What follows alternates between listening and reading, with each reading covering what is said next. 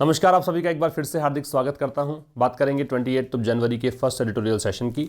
Start करने से पहले थोड़ा सा डिस्कशन कोर्सेज के बारे में। तो एक कोर्स चल रहा है ग्रामर का, जो कि हर एक एग्जाम के लिए बहुत ही उपयोगी है। यहाँ पर नाउन, प्रोनाउन, एडजेक्टिव कंप्लीट हो चुका है और एडवर्ब भी अब कंप्लीट होने वाला है। ठीक है, ये कोर्स आप बाई कर सकते हैं। इस कोर्स को बाई करने के लिए आपको ये एप्लीकेशन डाउनलोड करनी पड़ेगी प्ले स्टोर से। जब आप इस एप्लीकेशन को डाउनलोड कर लेंगे तो यहाँ पे और भी बहुत सारे कोर्सेज आपको इस तरीके से नज़र आते हैं। इन कोर्सेज में एक क्लोज टेस्ट और पैराजंबल का कोर्स उपलब्ध है।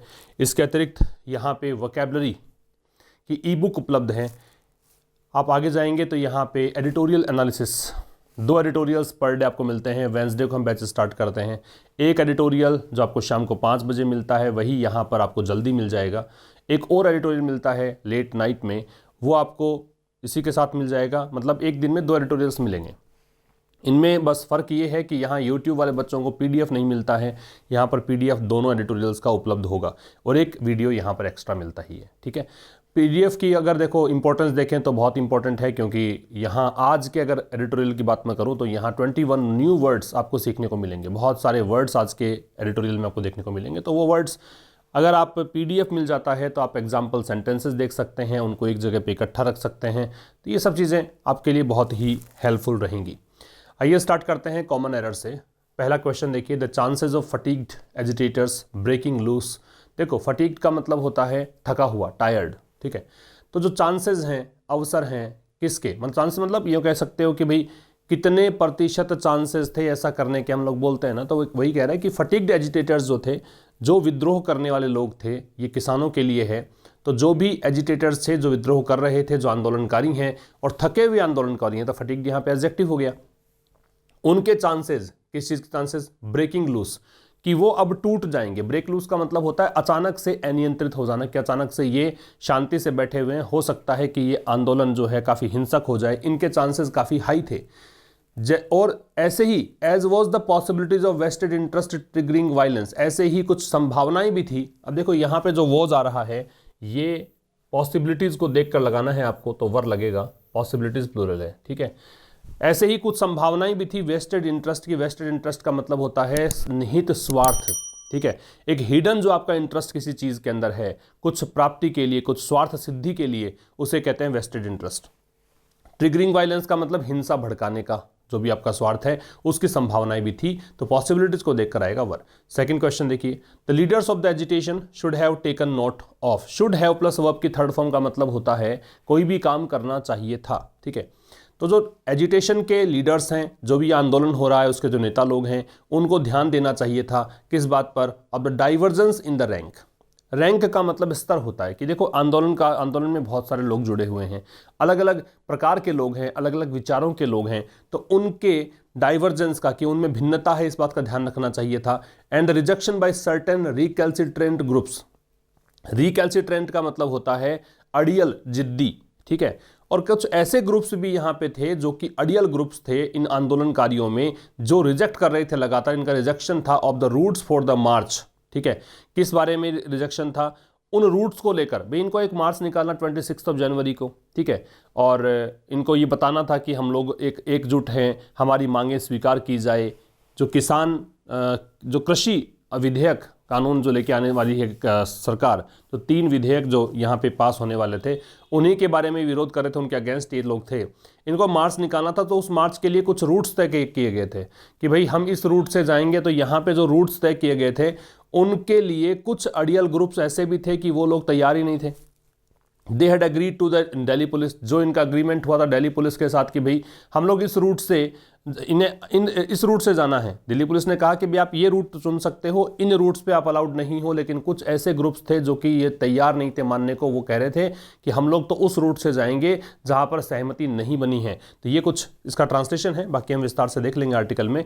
प्रॉब्लम यहाँ पे है टू नहीं आएगा, यहाँ पे विद लगना चाहिए, अग्री विद, क्योंकि अग्री विद समबडी होता है। अगर टू लगाते हो तो कोई प्रपोजल के लिए आता है, कोई प्रपोजल है, कोई प्रस्ताव है, उसके लिए टू का प्रयोग करते हैं। आपका आंसर है वो होगा 3 नंबर। नंबर 3 देखो, the Delhi police must investigate and hold to account. Delhi police को निश्चित रूप से जांच पड़ताल करनी चाहिए, इन्वेस्टिगेट करना चाहिए, और क्या करना चाहिए, and hold to account individuals. Hold to account से मतलब ये होता है कि भी आपने किसी व्यक्ति को, जैसे किसी व्यक्ति ने कोई गलती कर दी, आप उनसे ये कहलवाएं कि भी गलती क्यों की, कारण बताओ, नोटिस जारी कर दिया आपने, एक्सप्लेनेशन दीजिए, ठीक है, और उसके बाद उनको पनिश किया जाए, उसको बोलते हैं होल्ड टू अकाउंट।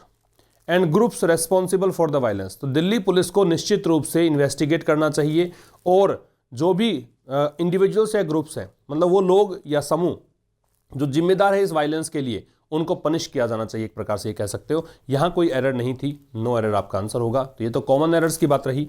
बात करेंगे अब आज के एडिटोरियल की, a wrong turn. Wrong turn से मतलब क्या है? देखो, अभी तक पीसफुल ये एजिटेशन रहा था, लेकिन अब एक नया मोड यहां पर आ गया है। यहां पर हिंसा देखने को मिली 26 जनवरी को। उसी के बारे में कहा गया है अ रॉन्ग टर्न, मतलब एक गलत मोड ले लिया है आंदोलन ने, ठीक है। लेखक यहां पे क्रिटिसाइज कर रहा है जो भी ये काम इनके द्वारा किया गया है उसको। तो इसका आप कह सकते हो क्रिटिकल एक टोन इसकी कही जा सकती है। The chaos and mindless violence. Chaos का मतलब क्या होता है? कैओस से मतलब होता है डिसऑर्डर।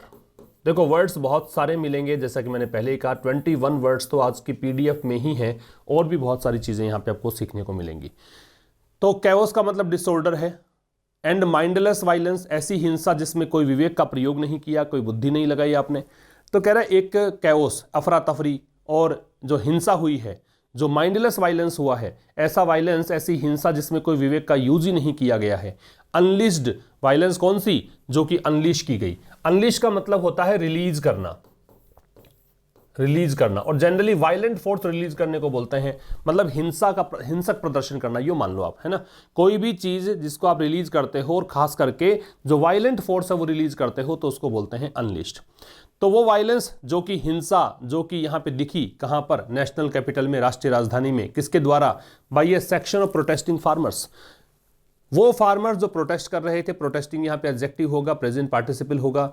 वो किसान जो विद्रोही हैं, तो विद्रोही किसान के एक तबके के द्वारा, एक सेक्शन के द्वारा, जो राष्ट्रीय राजधानी में माइंडलेस वायलेंस और कैओस का नजारा देखने को मिला। कब की बात है? ऑन रिपब्लिक डे, गणतंत्र दिवस पर। तो ये दोनों चीजें, एक तो कैओस, एक माइंडलेस वायलेंस, ये दोनों ही क्या थे? एबहॉरेंट थे, ये घृणित थे। एबहॉरेंट का मतलब होता है हेटफुल, या फिर आप कह सकते हो डिटेस्टेबल। एबहॉरेंट के ये मतलब है, तो ये नफरत के योग्य थे, घृणित थे, ठीक है, समझ में आ गया। तो यहां पे कैओस एंड माइंडलेस वायलेंस को देखकर आपने लगाया है वर। इट इज प्लॉजिबल, यह संभावना है। प्लॉजिबल का मतलब देखो, रीजनेबल भी हो सकता है और संभावना होना भी हो सकता है। पॉसिबल है, लाइकली है, तो ये संभावना है। आप लिख सकते हो यहां पे लाइकली, ऐसा संभव है। क्या संभव है? संभव है कि दैट एजेंट्स प्रोवोकेटर, प्रोवोकेटर का मतलब होता है उकसाने वाले, ठीक है। वन हु प्रोवोक्स, प्रोवोक का मतलब उकसाना होता है, ये तो पता ही होगा आपको। प्रोवोकेटर का मतलब होता है उकसाने वाले। तो ये संभव है कि जो भड़काने वाले थे, एजेंट्स प्रोवोकेटर थे, दोनों एक ही तरह से पढ़ो इसको, एक ही शब्द मान के चलो कि वो लोग जो उकसाने का काम कर रहे थे, इन्फिल्ट्रेटेड। इन्फिल्ट्रेट का मतलब होता है घुसपैठ करना, शायद हमने कल परसों में ही ये वर्ड डिस्कस किया था। इसका मतलब होता है पेनिट्रेट, ठीक है। मतलब अगर आप अवैध रूप से कहीं किसी सीमा, आपके सीमा से बाहर जाकर किसी दूसरी सीमा में घुस जाते हैं, तो उसको बोलते हैं इन्फिल्ट्रेशन, घुसपैठ करना।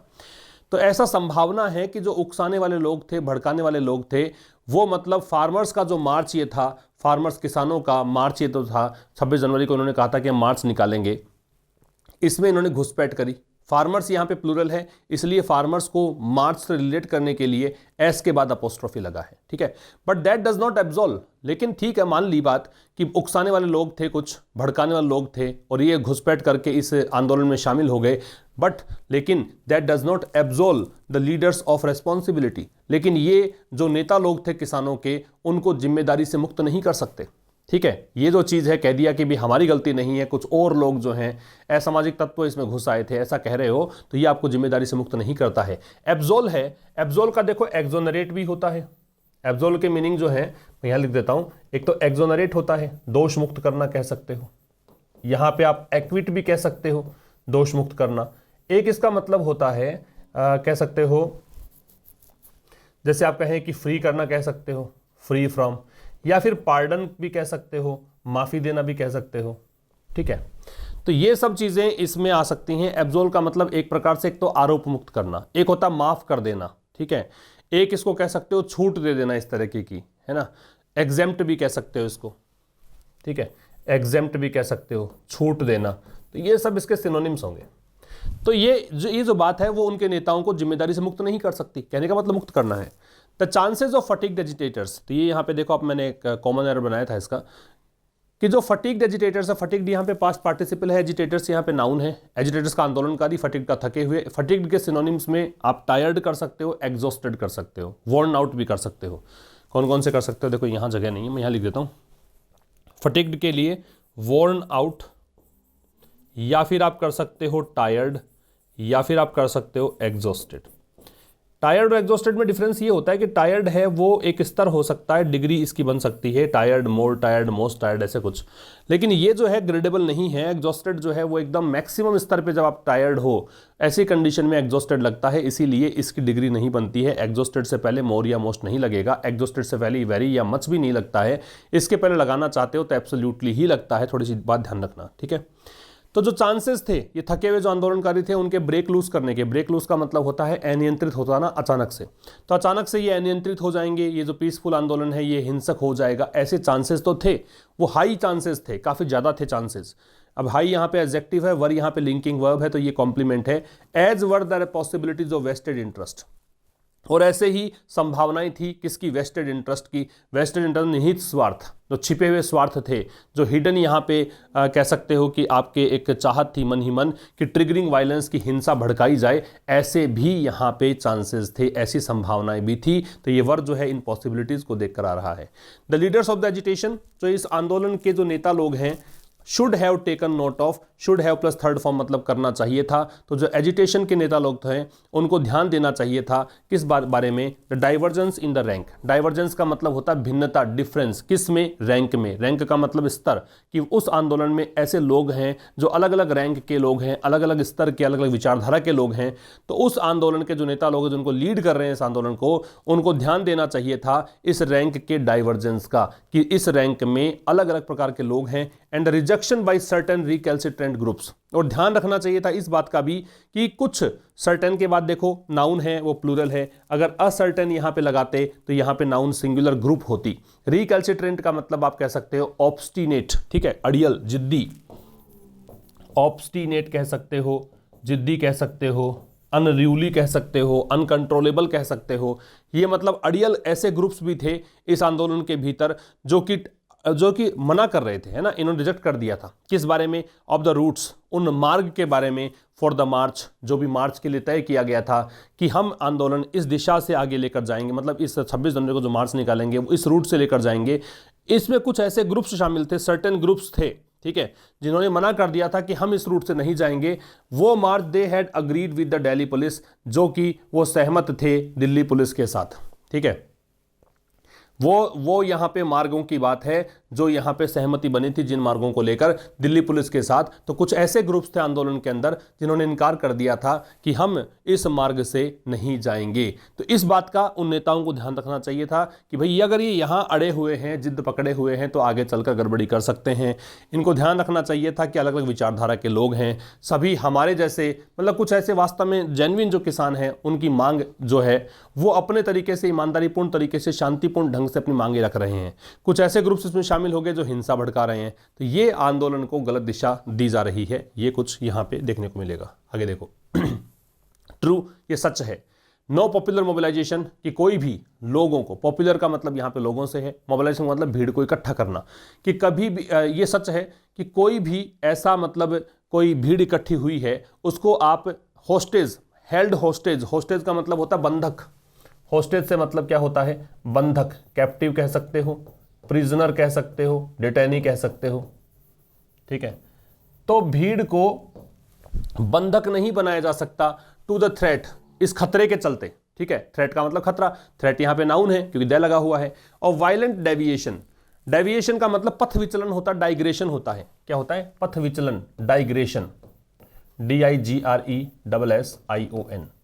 भाई ये हैंडफुल, हैंडफुल का मतलब होता है मुट्ठी भर।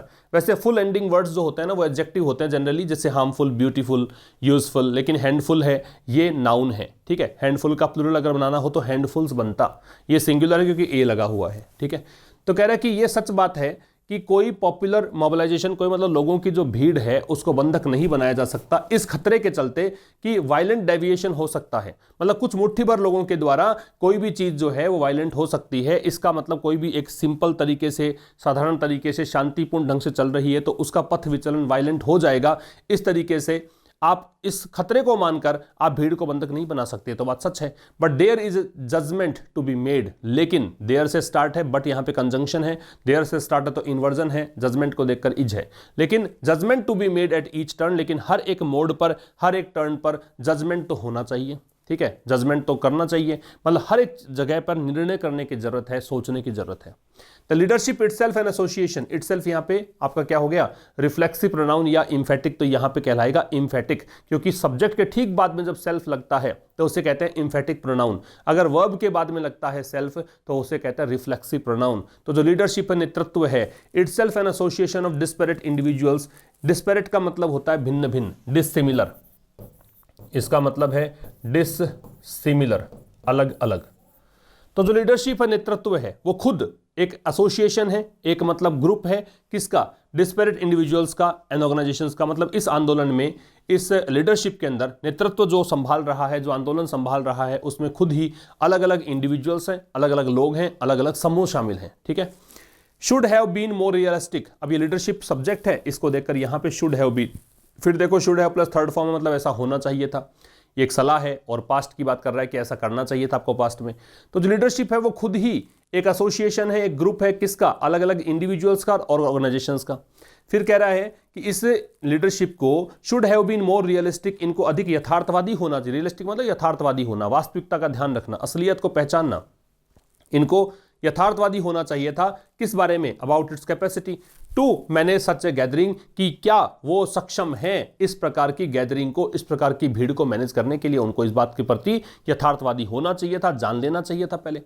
तो लीडरशिप, अब यहां पे एक इंट्रोडक्शन दिया कि लीडरशिप नेतृत्व जो है, उस नेतृत्व में ही अलग अलग लोग हैं और संगठन हैं, उनको इस बारे में अधिक यथार्थवादी होना चाहिए था, अपनी क्षमताओं के बारे में। लीडरशिप को देखकर यहां पे इट्स है, पजेसिव एडजेक्टिव है। ठीक है, पजेसिव एडजेक्टिव में नाउन लेता है तो कैपेसिटी यहां पे नाउन है। तो उनको अपनी क्षमताओं के बारे में रियलिस्टिक होना चाहिए था कि क्या वो ऐसी गैदरिंग, ऐसी भीड़ को मैनेज कर सकते हैं। ठीक है, सच अ गैदरिंग, सच के बाद में देखो नाउन लग रखा है, इससे पहले ए का प्रयोग है। बात समझ में आ रही है?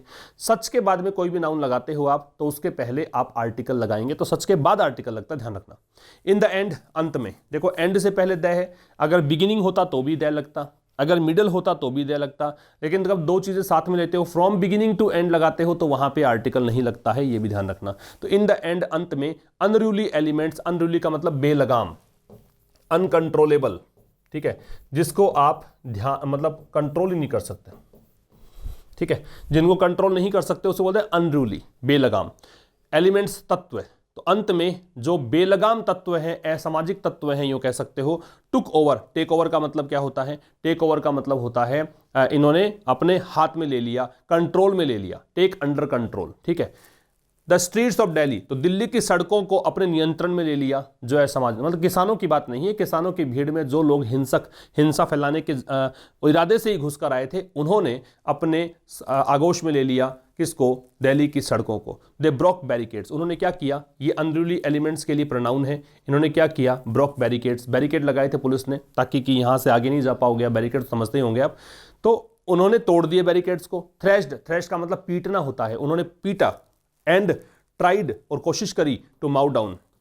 माउ डाउन का मतलब है किल करना, मर्डर करना। ठीक है, मार देना, किल कह सकते हो, नॉक डाउन भी कह सकते हो, कुचल देना, कुचल देना भी कह सकते हो, और किल करना भी कह सकते हो, मार देना भी कह सकते हो। तो उन्होंने कोशिश करी किस चीज की? मारने की या कुचलने की। किसको? पुलिस पर्सनल, पुलिस वालों को, पुलिस कर्मियों को। ठीक है, पर्सनल का मतलब होता है कर्मचारी। द पुलिस रिजोर्टेड टू, रिजोर्टेड टू का मतलब होता है सहारा लेना, जब आपके पास कोई विकल्प शेष नहीं रहे। When you are left with no option then you have to take something that is the last option before you. So उस कंडीशन में आपको लेंगे रिजोर्टेड टू। तो पुलिस ने क्या किया? सहारा लिया किसका? लाठीचार्ज का। अंत में लाठीचार्ज इसने किया और यूज्ड टीयर गैस और आंसू गोले छोड़े, आंसू गोलों का प्रयोग किया। बट लेकिन गिवन द सर्कमस्टेंसेस, गिवन का मतलब कंसिडरिंग है, ये प्रीपोजिशन है, देखते हुए। सर्कमस्टेंसेस का मतलब होता है परिस्थितियां, लेकिन परिस्थितियों को देखते हुए शोड रेस्ट्रेंट, इसने क्या दिखाया, नियंत्रण दिखाया। ठीक है, रेस्ट्रेंट का मतलब होता नियंत्रण। तो पुलिस ने लाठीचार्ज का सहारा लिया, टीयर गैस का उपयोग किया, लेकिन परिस्थितियों को देखते हुए शोड रेस्ट्रेंट, नियंत्रण दिखाया। रेस्ट्रेंट का मतलब एक प्रकार से अंडर कंट्रोल है हम, ये चीज दिखाई।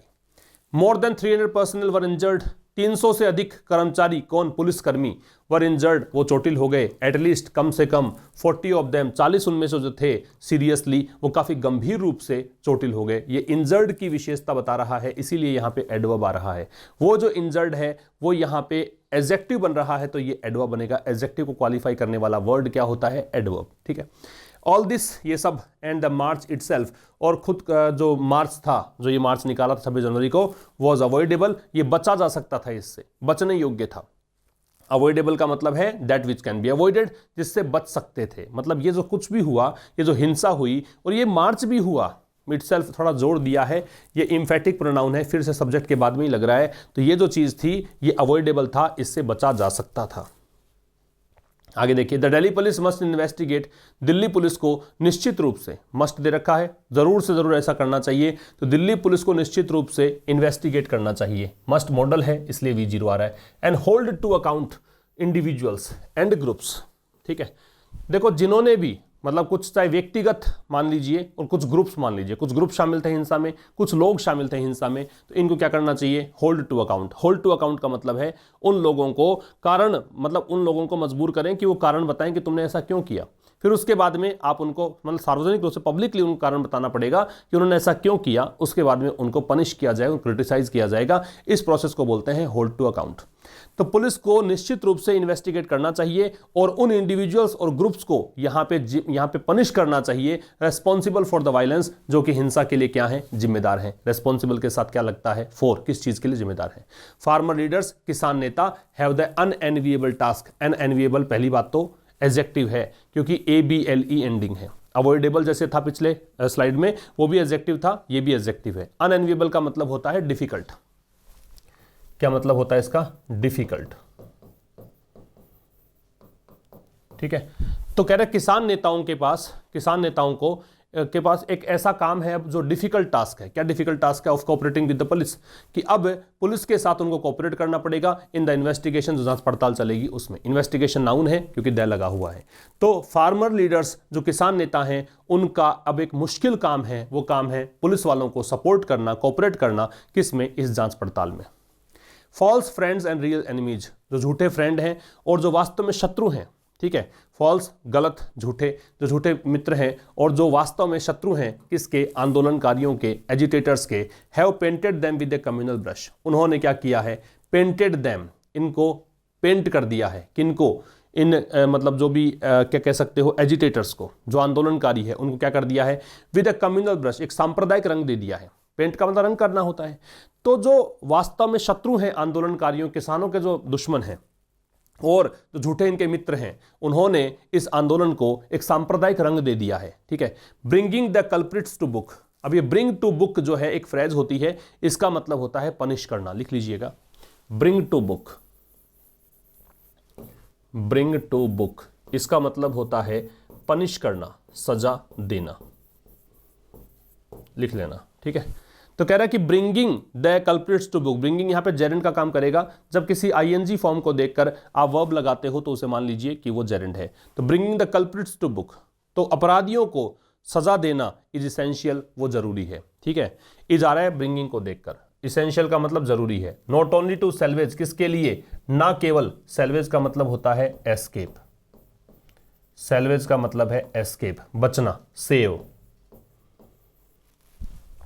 ठीक है, तो अपराधियों को सजा देना, कल्प्रिट्स का मतलब अपराधी, वो जरूरी है ना केवल बचाने के लिए। किसको, the reputation of an agitation, एक आंदोलन की प्रतिष्ठा को। एजिटेशन नाउन है क्योंकि एन लग रहा है, और वैसे भी TION एंडिंग वर्ड्स नाउन होते हैं। तो आंदोलन की प्रतिष्ठा को बचाने के लिए ही इंपॉर्टेंट नहीं है। That had remained largely, that किसके लिए आ रहा है, इस आंदोलन के लिए।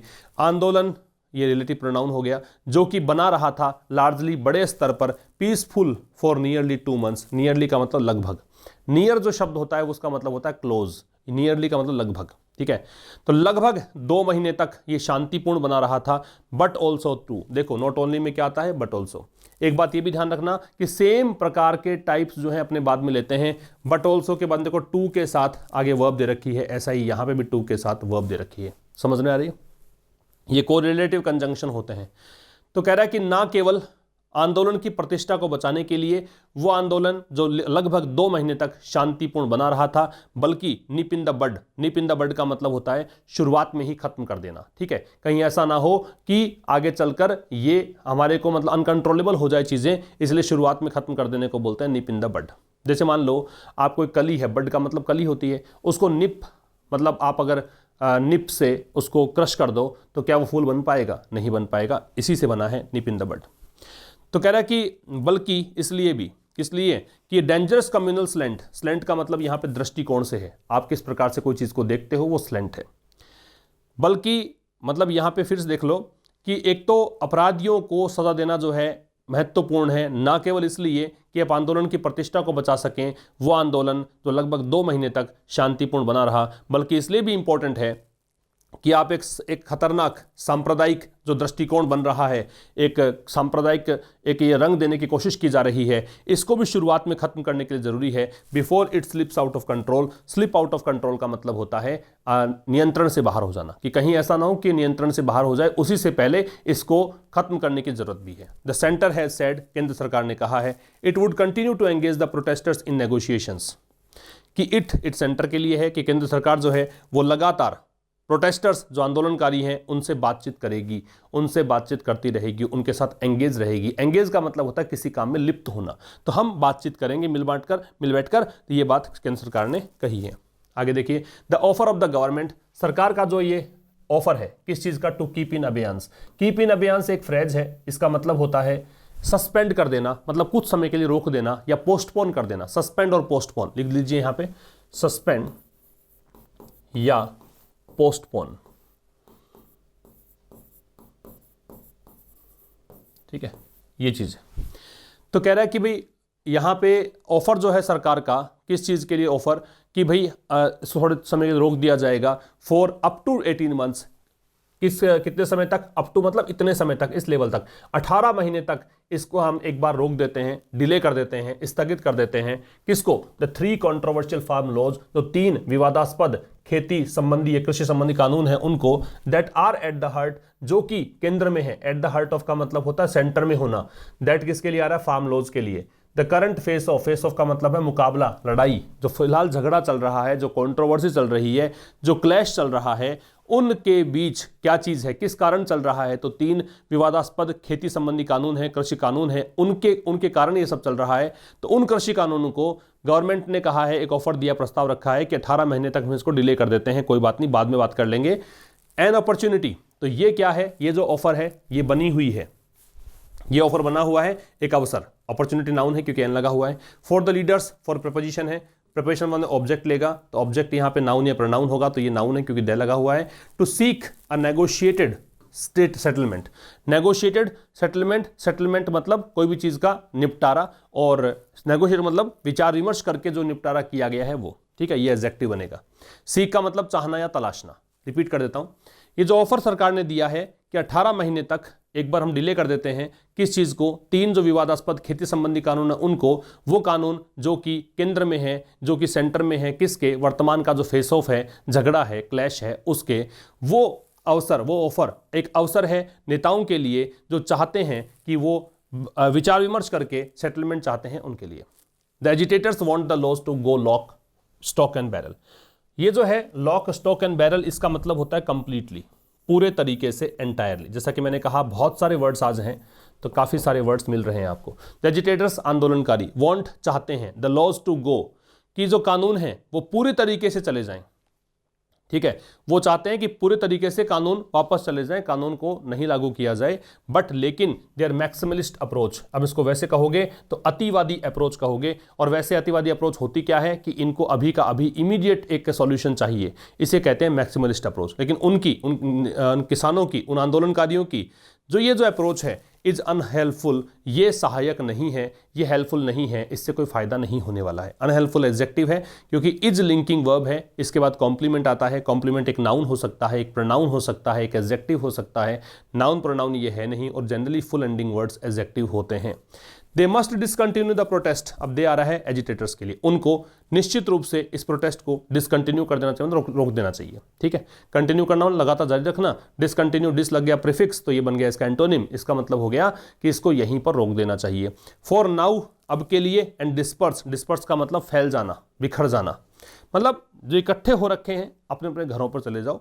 वाइल रिजर्विंग, ऐसा करते हुए, वाइल के साथ आईएनजी लगेगा जब वर्ब लगेगी।